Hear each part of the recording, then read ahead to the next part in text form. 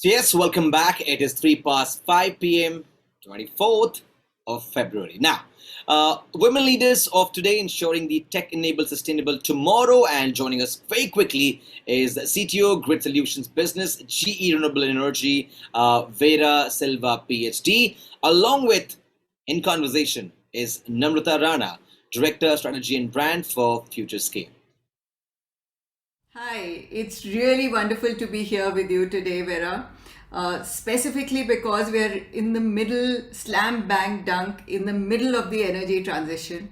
And you perhaps are in the most exciting place because one third of the world's electricity is generated by GE, and about 40% of all, uh, software that deals with energy is actually somewhere related to GE. And the net zero shift can't happen without electricity. So how is it that you found yourself in this fabulous space to be able to transform so many things and so many industries at one go? Hello. First of all, thank you very much for having me. And this is indeed quite an exciting time and an exciting place to be in today. So as you know, as a Chief Technology Officer at the GE's Grid Solutions, I'm currently have the privilege of leading a team of 3,000 engineers who are located in 4 different countries, and they are focusing on delivering new technology and engineering of the grid of the future. And this is indeed a very exciting role to be in at this point in time. So as you know, there's 3 pillars for the energy transition. We have low carbon generation, decarbonization of generation. We have electrification at scale, and we have the grid of the future to be delivered. And hence, succeeding this transition will really require an important transformation of the grid. And if you think about it, how I ended up here, I always, since quite young, I liked physics, and obviously the application of physics to the power grids was a very interesting topic. And you think about it, we spent 100 years building the grid from scratch. And following the steps of Thomas Edison or Nikola Tesla, I wonder if they ever imagined we would have a grid that is this complex, meshed, connected across continents, under the sea, between the islands and the seashores, and all the work I have done. So I think being part of the ingenuity and innovation of engineering that brought the grid of today, it's really quite extraordinary. And this is something I always felt I wanted to be part of. And then by a strike of luck, I'm in the middle of this as the energy transition accelerates. And we know that we have, in less than 100 years, for sure, to deliver a whole different grid that will be connecting distributed generation, renewables, electrifying cars, heating, and it's going to be crucial if we want to mitigate the effects of climate change. So I would say that this was really the right topic at the right time and something I'm very passionate about. Indeed, the grid is perhaps one of the most complex things that has ever been created by man. Yet it's completely invisible. You don't know that it exists. And it's essential for all of us.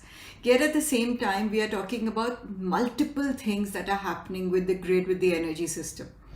At one level, it is the intersection of the traditional power systems with digital technologies that are coming in. Then there is this new forms of energy that are coming in. So at one level, we will all be producers of energy as well as consumers of energy on the other hand.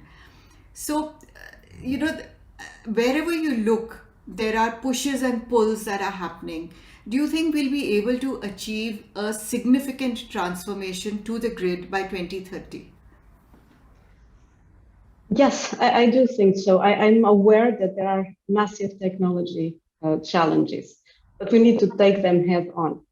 If you think about it, we have created a lot of creativity and innovation around teams across the globe. And we need this to decarbonize the system while we need to give access to electricity. We're aware, and I believe policymakers, society is aware that energy is critical for our quality of life, health, for security, and decarbonizing the energy is critical for the planet. So we're looking at the scale of the change, and let me just give you 3 examples of what's happening simultaneously. We are changing completely the way we produce electricity. It hasn't changed for several decades as we build the grid, and now it's quite suddenly being facing quite a change. At the same time, we're still electrifying parts of the world while bringing heat, bringing transport into the energy. It's a huge increase in demand. And also, as you said, there's new opportunities on technology. We're connecting new types of technologies, we're connecting distributed generation, we're digitizing the grid, and we also have artificial intelligence, machine learning opportunities to use this data we're collecting. So the grid of today, it was not designed for this unprecedented change and simultaneous change. So we're really focusing on this decade to set up, I would say, the foundations for this transformation. And I believe that we're collectively winning, but we do need, I would say, more speed in terms of the decision so that we can really work together to continue transforming the grid. And what I think is that the pace of change will be very different depending on the system, depending on the region, and it's very difficult to predict what the grid will look like. Maybe a little bit we can predict in 10 years, but surely not in 100 years. But we do know that it's going to be something we never imagined. It's going to be completely different from what we have today. And this is why our awareness at the moment is that the problems that we need to solve in the grid, they're changing. The skills we need to change the problems, as I mentioned, new technology, they are changing. And as we diversify the energy, the technologies, the organizations, the business models, as you mentioned, with prosumers, I definitely think that we need more diversity in the teams that are collectively helping to solve this problem, as well as in the decision making and the skills. Indeed, it's the entire net zero transition is one of people, it's about process, it's about technology, it's about skill, and it's also about diversity. And when I look around me at senior levels, I deal 99.5% with men. So there are just 0.5% women at senior levels in most organizations. And specifically when things are getting a little bit more technical, then you find even fewer women, perhaps 99.9% are men. So what do we do? How do we change all this? How do we bring the diversity that is so required, so needed in the fields that we both are in? I think the first thing is the why, because this is really a very exciting time to be working in energy.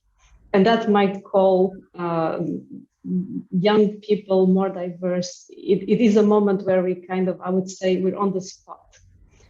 I have to say, when I was doing my studies, I was one of few women, and working on the electricity grids was definitely not the hot topic at the time. Yeah, of course. They would have asked you, why are you doing this? What is wrong with you? Why can't you do something else? Did they ask you that? No, but indeed, I was aware that there might be challenges at different points Right. in the career, and it Okay. starts very early. You're one of the few girls in high school.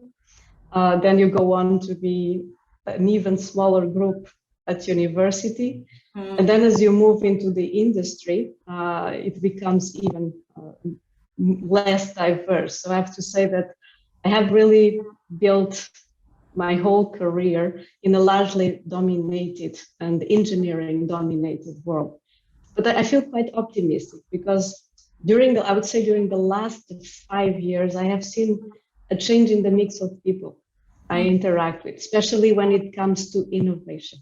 And we see that there's new people sitting at the decision-making table because we need to consider not only the hardcore engineering problems, but also the economics of energy, the legal and regulation framework. We're looking at environmental and social impacts, and we're looking at technology innovation. And just the scale of transformation And the need for having all these perspectives coming together has already brought diversity on the discussion and on the teams.